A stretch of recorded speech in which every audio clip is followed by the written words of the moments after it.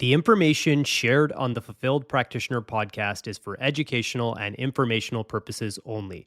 While we explore topics in natural health, practitioner fulfillment and mindset, business growth, and practice strategies, nothing discussed on this podcast should be interpreted as medical advice or a substitute for a professional diagnosis, treatment of any kind, or individualized guidance. Always consult with a qualified healthcare professional before making any changes to your health, diet, or lifestyle, and consult with a qualified business professional before making any changes to your clinical practice or business. The views and opinions expressed by the host and any guests are their own and do not reflect the views of any affiliated organizations. The Fulfilled Practitioner podcast is not responsible for any actions taken based on the content presented. By listening to this podcast, you acknowledge that you are fully responsible for your own decisions, actions, and outcomes.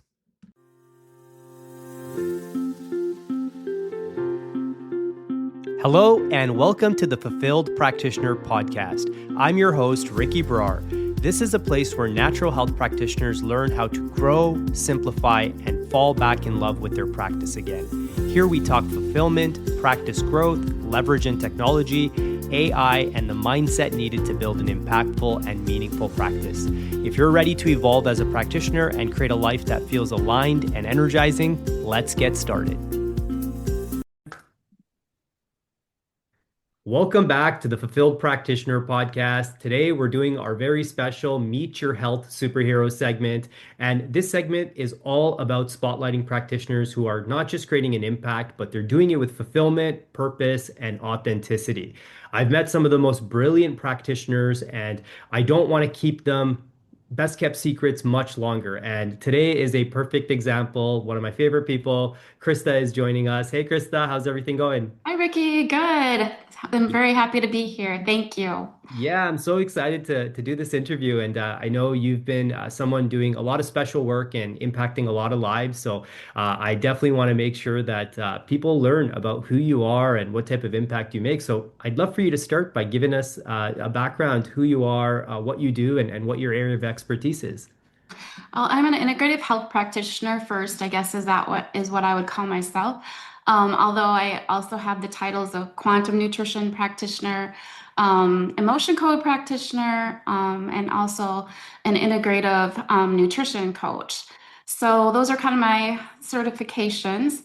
I also have the certification of being a public school educator as well. So I did do a lot of teaching in my past years. I run my own small business called Rewrite Your Story Health and Wellness. Amazing, and your title is one of my favorite like names for a practice or a program. Rewrite your own story. That's just like so powerful, and I know it's your last name, so it's like the perfect play as well. But I learned so much by doing these interviews. So even though I've known you for some time, I didn't know about the public educator background. So how does one go from public educator and then transitioning into like so many different certifications and ways to help people? Yeah, so my story with becoming Rewrite Your Story actually started during COVID. All the teachers got sent home, and we had a lot of time on our hands during that time. And because of my own health struggles, I've always been researching and finding holistic practitioners. So I was kind of bored listening to a lot of podcasts. And one of my friends said, you know what? I think it's time for you to go to school because you love to learn about this. You love to help other people. And she said to me, you need to do this. And that's where I started. I started going to school during COVID, and I really hardly have stopped. So I Wow. retired. I did my practice part-time in the evenings while I taught once I got it started. And then now I do it full-time. And that's such a powerful story for the listeners because so many people use that period in time, like the whole world changed after that, and then they changed themselves. And I know that's a pretty big pivot, and I know you've helped a lot of people. So you mentioned something there that stood out to me, which is a personal story. Was there a personal story that inspired you to go into this world? Just my own health struggles. I basically started many years ago. My own health struggle started July 13th, 1999, when I lost my son to a stillborn accident. Um, later on discovered it was all due to thyroid disease. And then thyroid disease kind of ruled my life for quite some time. And then also Lyme disease. So I had found out later on that I had that. Just didn't get much help from doctors other than them telling me I was a stressed out mom, and that just didn't fly. So I just kept searching and doing my own research and being my own health advocate, and that's where I have gotten into rewriting other people's stories as well. So Oh, I rewrote my own and I'm helping others. wow, I'm so sorry to hear. And again, I learned so much from interviewing practitioners, and you're someone who's turned like a very traumatic moment into something that's helping so many people. And like what I always appreciate and love about practitioners is almost all of us. It's pretty wild when you start picking people's brains and you start finding this out. There was a personal journey. We lived it. We were living proof Mhm. of poor health, of things that were Right. stopping us from living that life we dreamed about. And a lot of times we couldn't get the answers we were looking for through the conventional channels. So that's so powerful. And now the name makes so much more sense to me as Yeah. well. So that is so powerful. So I would love to hear about the people that you help them rewrite their own story. Who do you love working with? Like who's the perfect person for you? So, in all honesty, since, with my work as a teacher, my favorite client, I guess, is a mom that was like me, that, lives that super mom life, that's stressed out, that really needs help and hasn't found any help. So they're my favorite clients. And then usually moms bring in their children. And in this day and age, our kids really need help with their diet, with the amount of screen time they're on, the toxicity load. So I just love helping the moms and then helping those children too. So that's my favorite client. Now, I'm not telling you I don't work with men, but that's my favorite. Oh, absolutely. I know you can help pretty much anyone, but Yes. that's so beautiful because when you do help a mom out, like that's often the center focus of the family. Like that's the glue that keeps everything together, and everyone benefits when you help that person. And yeah, and then you get to work with the kids and the habits that the mom learns that the kids pick up on, and it's just Yes. a beautiful thing. And like the best part I found about working with younger individuals is just how quick they respond to change because they're still very malleable and their brain is still very plastic, so things can move pretty quickly for them as well. So I know Yeah. today you're on the Fulfilled Practitioner podcast, so it wouldn't be right of me if I didn't ask you this very tough question. And what does being a fulfilled practitioner mean to you? I think for me, and I think that I really worked on this in my life.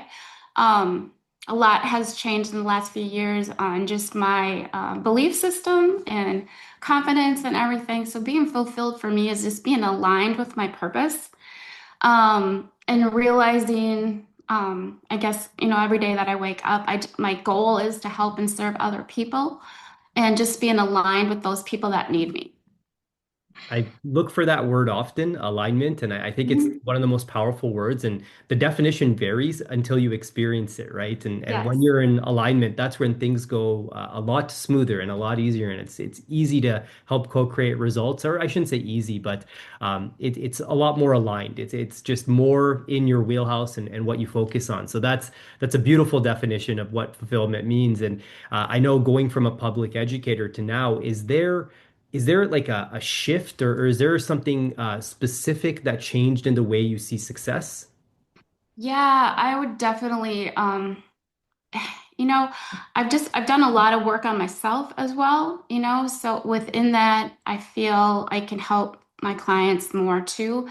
But it is more about that alignment and realizing your thoughts matter, your beliefs matter, and just changing those thoughts and making sure you're attracting the good energy, I guess is the way I want to say it. And that's just been a big shift in success because when you don't have those limiting beliefs, your everything in your life is so much more successful and more energetically better. Absolutely, and to explore those self-limiting beliefs, it's often Hmm. through trial by fire, and there's a Hmm. lot of personal growth, and oftentimes it takes pain to grow further as well. So, Yes. is there a lesson that stands out to you since you shifted into this world and you've been practicing this way? I would just say, to learn anything that life throws at you is to learn from it. Instead of thinking that it was a burden or a struggle, but to say, okay, what was the lesson in there? Why did that, why did I have to go through that? And to learn from it and to grow from it. And I love that because you can then pass that on to the people that you work with as well. Because Mhm. I find like when I was on my own personal health journey and the people I've worked with, it's often hard to find meaning in what we're experiencing in that moment. And I know it sounds very cliche to say, oh, I'm going through this for some sort of purpose or lesson I'm supposed to learn. And sometimes people have a very difficult time making that like distinction. So I would say that's one of the most powerful lessons you can learn. So it looks like you have like 50 years of experience since you started practicing already. Yes, and I guess I choose gratitude. That's another big thing every day. I don't start my day without gratitude, and just making a complete list of everything so that I start that way.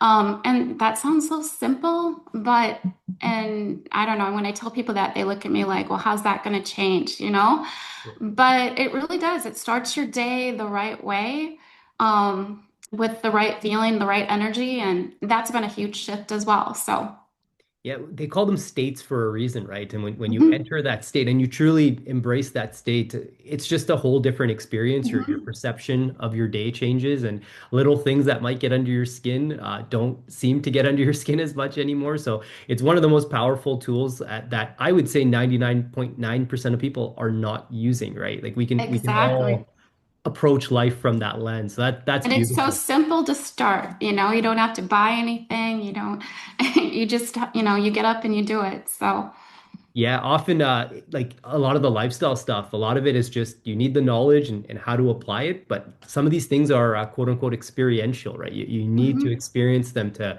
really get it. So the people that are listening and they know what we're talking about, they know what we're talking about. But then to some people, it might be like, oh, that doesn't look like it's going to make a big difference.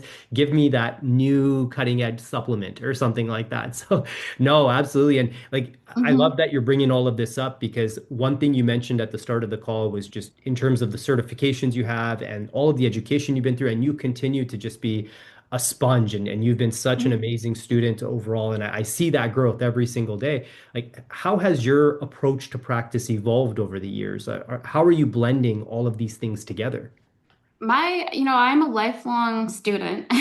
And, I absolutely love to learn. So I I bet you every single day I'm either reading something or researching something. Um, when I have a client with something, I don't just I take a lot of time on them. So I guess that's, how I really work on constant learning. That's just the big part of my life.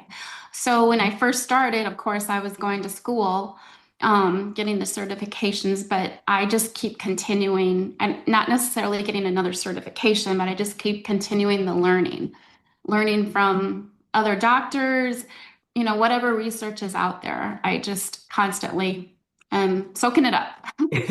That's amazing. And you sound like you remind me of myself because I've been in that same like wavelength for a while where I'm like I kind of take it to some extremes at times too, where it's just like so much learning, right? And you need to Right. eventually apply it as well.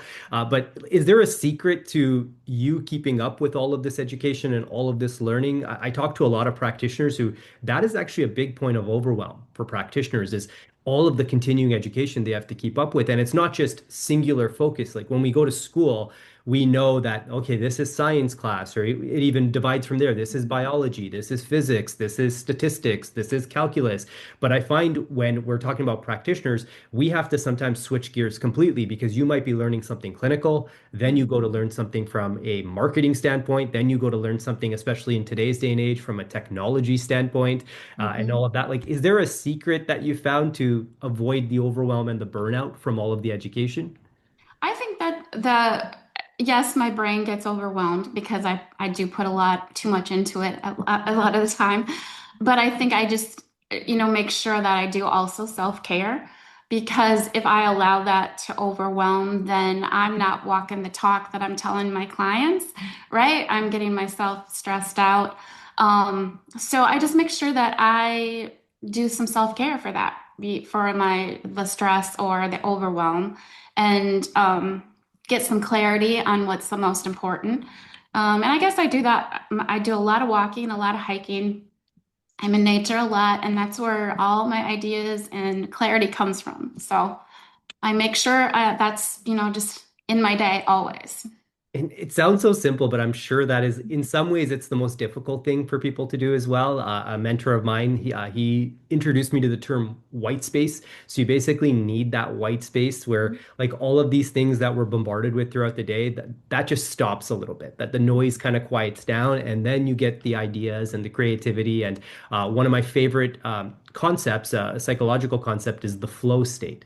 So I find that a lot of us practitioners, we struggle to find these moments of flow where things are just, our brains firing on hyperdrive, things are just moving smoothly, the ideas are coming to us, the energy's there. So I know you touched on a few of those things in terms of the habits that are there for you. Are there any, is there a specific kind of morning flow you follow, or is there like a routine day to day you follow to stay grounded and clear?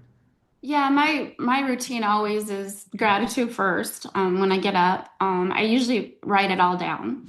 I choose that. I think it just flows better when you see it in writing and you feel it, you believe it. And then I go for a walk out in nature. I'm a big trail person, so I love that. And then I start my day in my office. So I just feel like my head is ready, I have clarity. Um, I also like to do the night before, just kind of make my list of things I do need to get done or people I need to contact, just so I have that organization and I start in the morning after my walk ready to go. So I just try to keep my brain more clear that way.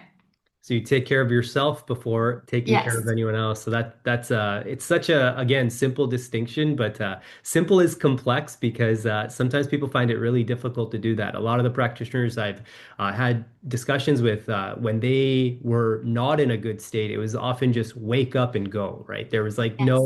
no priming. There's nothing that they were focusing on. So it's very, very powerful. A little bit of a question to put you on the spot, because again, a lot of practitioners listen, but one of the other big, I don't want to call it a pain point, but it's just reality. Something practitioners suffer from a lot is there is an energy exchange when you're working with people with health issues. And a lot of times they're coming in needing help, and they're usually in a more of a, I don't want to call it a negative state, but more of a state where they're like just in not a good place, that happiness is not there, gratitude's often not there. Is there anything you do to kind of protect yourself from that energy?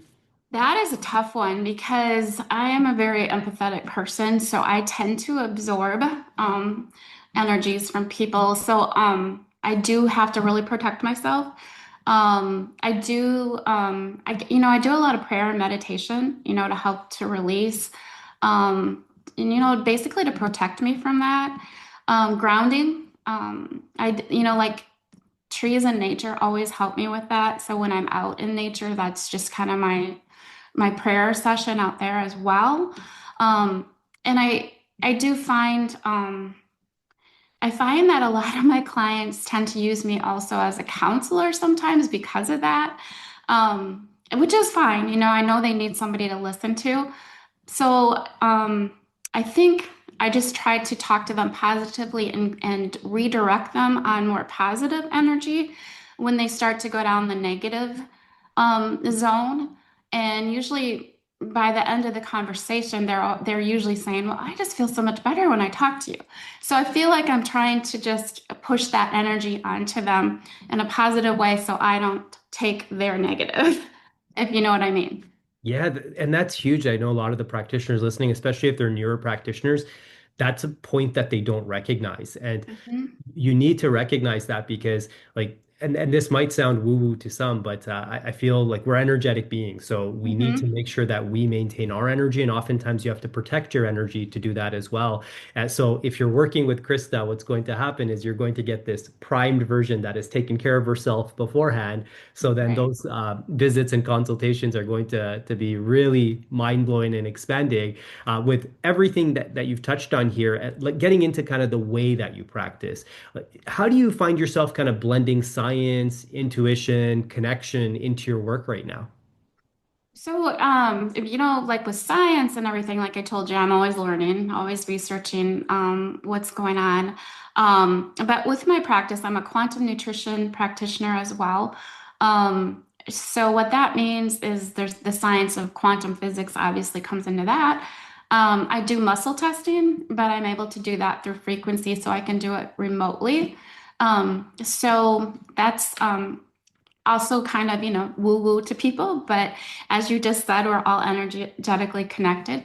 That's the heart of my practice anymore because it's just a main way I can do root cause. And then I also have like a biofeedback system I use too. And then just learning the training and science of how that works has been incredible too. So I kind of bring that in. And connection, I would say I'm very connected to my clients. In all honesty, when I'm out in those woods, I'm praying for my clients every day, praying for success, and just connection that they're healing on their health journey. So, does that answer the question a little bit? No, absolutely. Beautifully answered. And it shows all of the things you're doing and the ways you're thinking about helping people in the background. And that's just the thing I find a lot of the times when we're working on our health, it could have a very singular definition. So some people who are working on their health, they're only really avoiding bad foods or processed foods, right? So Mhm. it's kind of a very singular thing. But when you can help people with multiple modalities at the same time, multiple methods at the same time, I find each of those carries a different probability of success. So I love that you're building it all together, but then it's connected by what you're doing and the intuition that you're bringing into it Yes. as well. Now, one of my big things, and I find especially in this new world, that people are more disconnected than they've ever been before. Mhm. And as someone like yourself and myself who have been through personal health journeys, it is the most lonely road often. Yes. There's a lot of darkness there as well. Are you doing anything to build community into your practice? Well, I'm just getting a gut course, like a group online gut course started. So that once, I launch my kind of the registration for that and everything and get more people signed up, that'll be a huge deal because it'll have the group community connection with that. It'll have an online Q&A so I'm hoping that the people that sign up can connect with each other and mainly talk about what's going on with them, but maybe they can connect in other ways as well. So that's one way I'm doing group connection or things like that. But I also love to be out in the community and I absolutely love presenting. That's the teacher in me. So I have been doing a lot of presentations on like health barriers that affect our health. I do one on children's health. I've been doing it on gut health, nervous system. So I absolutely love going out and presenting and educating people and opening their eyes to things they could do to change their health. So, Wow. Once an educator, always an educator. yep, that's so true. Yeah. Yep. Well, you're the perfect person for that. So I'm so glad that you're doing that. And also with the gut side of things, I know the gut is this foundational like source of health, but also source of poor health for a lot of people. And when people are going through anything gut-based, I'll be the first to tell you, you don't think anyone else is. Like you think you're alone. So the fact that Yes. you're going to have a place where people can come and connect with people who are on a similar health journey as them, it really helps because people learn that it's not just them, they're not in it alone. And number two, if one of them gets a good result, that's proof to you that it's Mhm. possibility, right? So I find that one of the things that gets beaten out of people, and I'm again just maybe living out I'm speaking from an old trauma in a way, is when I was going through my health issues, is like you lose hope, right? Like so Yes. So that hope is so powerful, and that's the only thing that can kind of keep us going. So I really love that you're creating a system to build hope in individuals and keep them connected as well. So Yeah. that's amazing. And I know, like with that, if you just think about it, if you had said this 20 years ago that you wanted to create a program where people are connected to each other, it would be near impossible. That the Mhm. technology wasn't there. All of these people would have to meet in person only. So now we have technology to do all that for us. Do you see any trends right now? Are you following any trends closely in the healthcare space or the technology space that you're trying to learn and keep up with? Well, I would say AI, that's a big one. But AI is extremely helpful in a lot of ways. So that I'm learning more about that. A lot of, like with this group course, it was a lot for me to learn technology and to design all the modules and get them all set up in a portal that clients can access. So um technology for me, since I have the school experience of a teacher, it was kind of like, here you go, sink or swim, figure it out. We got a little bit of help, but we were just always given things. And that's kind of where I still am at. I just kind of try to dive in and figure it out and ask for help or ask Google to help me to figure things out. So I think that's where it's going. And I just think that like a group course or, online things like that is what, the busy people want. They don't have to go anywhere. They can do all that from the comfort of their home and work on their health that way. Um, and I really think that's where we're headed because there's so much health issues right now. Um, Gut is huge, gut issues are huge, but also the nervous system is huge. So I really think that this is where people need to be at.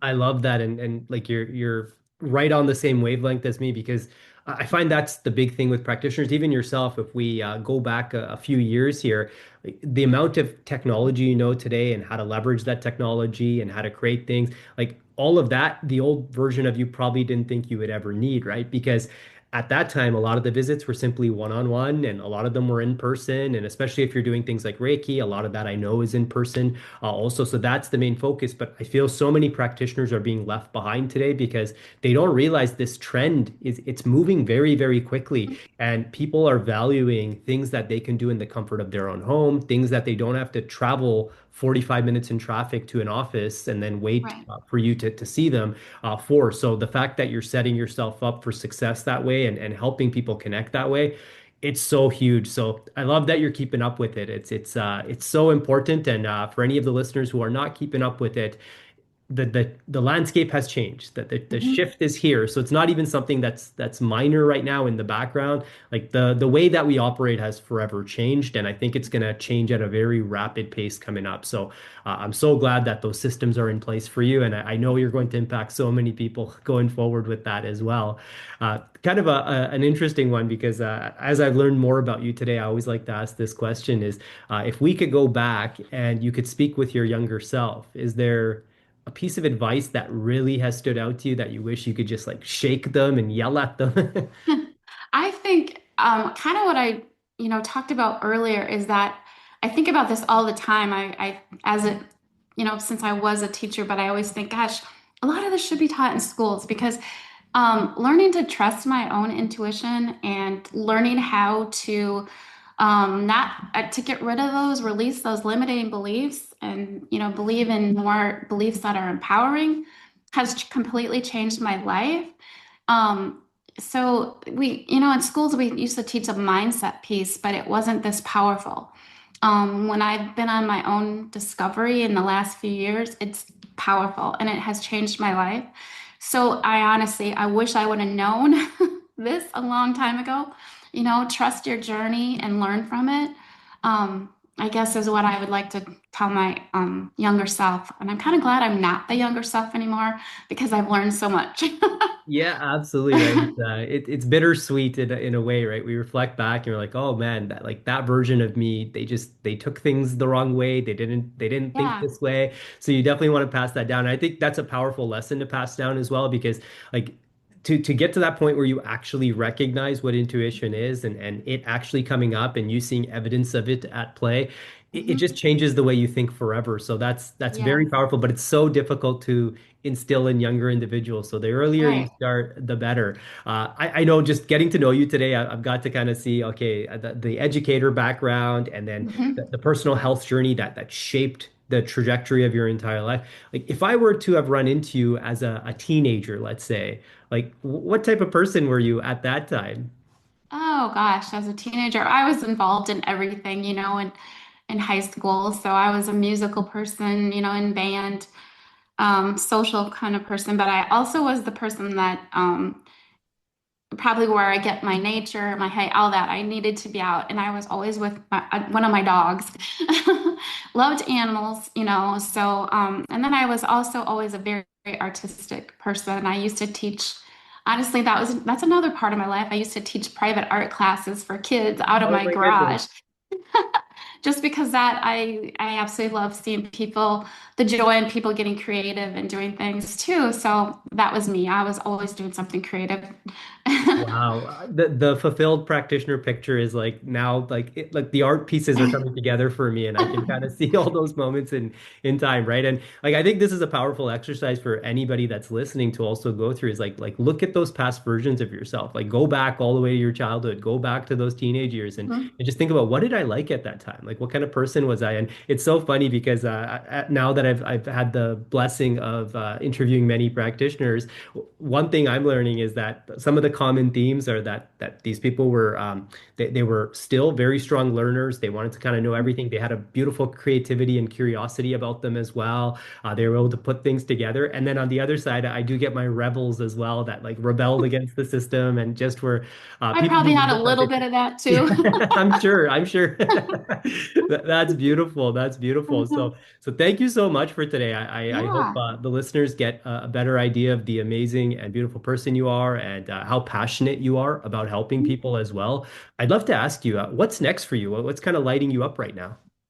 So what's next is to get my online gut course really out there and launched so people are aware of it.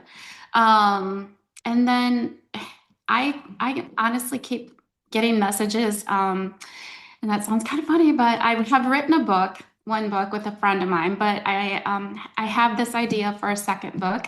So that's definitely somewhere out there in the future that will happen as I find the time to do that. But yeah, just enjoying my clients and continuing what I do. So, and I would absolutely love to present more. I absolutely love educating people and seeing the light bulb go on. Like, wow, I didn't realize, all this toxicity is out there, or these things could affect my health, or things like that. So that's what I'm hoping for is more opportunities for that as well. Wow. I know that the rest of this year and going into next year is going to be absolutely huge for you, and those Yeah. things are going to come to fruition. I'm sure of it. And you're somebody who's very passionate, very persistent, consistent, and you have a very strong work ethic. So I have no doubt about that. If people want to learn more about you, where can they go to do that? Yeah, so I have a website and it's kristastory.com. So KRISTASTORY.com. Amazing. I'll put that in the show notes for everyone as Yeah. well. And be on the lookout for Krista's second book as well. Yeah. Amazing. Well, thank you so much for today. And this has been super fun. And I love to learn more about practitioners. So you've really blessed me today with a lot of amazing details. And I've learned a lot from you as well. So thank you, Krista. Yes. Thank you so much for having me. I really Uh, appreciate it. oh, absolutely. Well, have a great rest of your day. Take care. You too. Bye. Bye.